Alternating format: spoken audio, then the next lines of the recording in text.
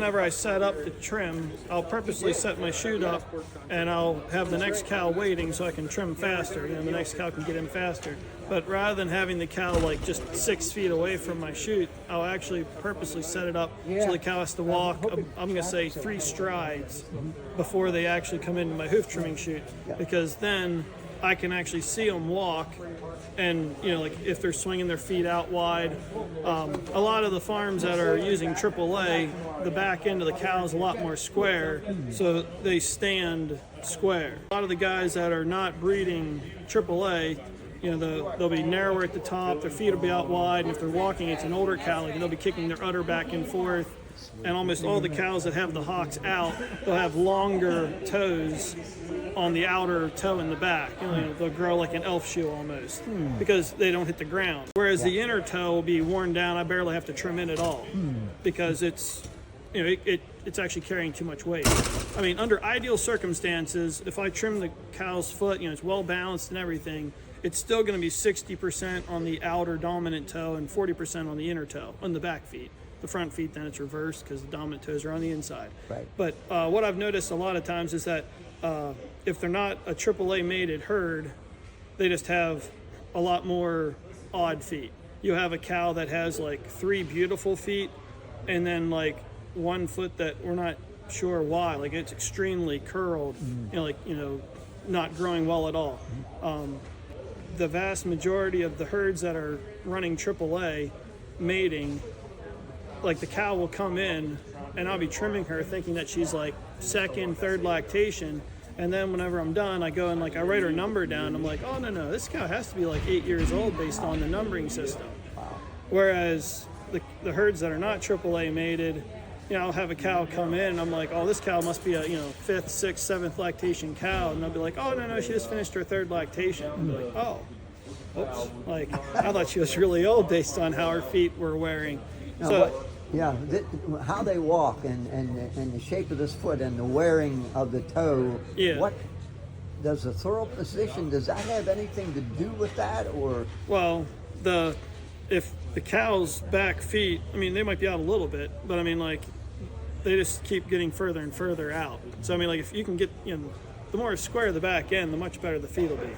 So like, for instance, that one farm that I guess you do both of the brothers down there in that area near Williamsport, both farms, whenever I'm finished there, the amount of hoof clippings on the ground, you know, I might have trimmed 30 cows, but it probably looked like I did 10 or 15 at a herd that was not AAA mated. I mean, you just don't trim as much. I can get through a lot more cows faster. The other odd thing, I'm not sure exactly if it's the whole picture of the cow's immune system or what, but I'll notice that I'll show up and the guy will have his list of cows and he'll be like, you know, oh, double check, you know, 314, she was lame like 3-4 weeks ago, but she pulled through, she's fine now. So I'll be trimming the cow, and sure enough, she had an old white line lesion. We'll trim it, clean it up, send her. Don't have to block it, nothing. She healed out on her own. The non-AAA herds, that cow will be like severely lame and really down in milk. There's some farms that, you know, if I show up and like I know it's gonna be one of my better herds, one of the AAA herds, AAA mated herds, you can pretty much tell. I'll have 1 or 2, I call them my frequent flyer cows. They're 12, 13, you know, his wife's favorite cow. You know, she's had 9 heifer calves. We're not getting rid of that cow until we bury her here. Okay. Yeah. That cow will come to me like 3 times a year to get a block on 1 foot, and you know, then you find out she's still milking like 42,000 pounds of milk at 4.8 butterfat. And you're like, oh, that's why that cow hasn't left yet. But okay, but then everybody else is just a quick maintenance trim, and on down the road we go. But you'll have cows that you'd think are, you know, 5 or 6 years old, and I find out they're 12 or 13. And then on the herds that they use their own mating program. Those are the farms where I make a really good living at. You know, I block, you know, 10, 15 cows out of 25, and I'm there. Like, I thought I did 45 cows today. No, it's just 20. We just blocked as many as what we would at a 45. So in other words, if all the herds use AAA, you'd be out of a job.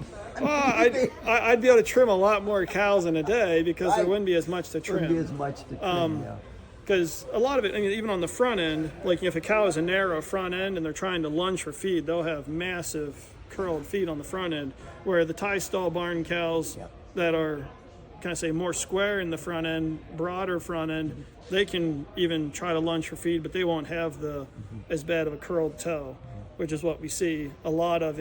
But they're just encouraging people to push up feed more often and take care of that. Exactly. You send me 15, 20 cows, or you let me, trim 40, 50 cows, I can tell you pretty quick if it's a AAA mated herd or not in a hurry. And you'll see that then in the hoof health. I mean, those are the guys where, I'll be able to trim 40 cows in the amount of time it'd take me to trim 15 or 20 at another herd, because there's only going to be about one that'll have sore feet, that favorite old cow that they just can't part ways with yet. And then everybody else is just a maintenance trim. It's kind of the standard. If it's a AAA herd, I don't know, you might have 2 to 3% lameness. And they don't, it's not that they're religiously running a foot bath. I say most of them at best run a seasonal foot bath, 2 days at the beginning of fall, 2 days at the beginning of winter, 2 days at the beginning of spring, and maybe 2 days at the beginning of summer, if they're not busy in the hayfield. Right. So, but no, you can tell if they're breeding for long-lasting cows, eventually they just keep getting more and more of the health traits that lead to healthier cows and the more better. And you think herds that use the AAA analysis end up with more balance in their cows and big time. Oh yeah, and their cows last longer.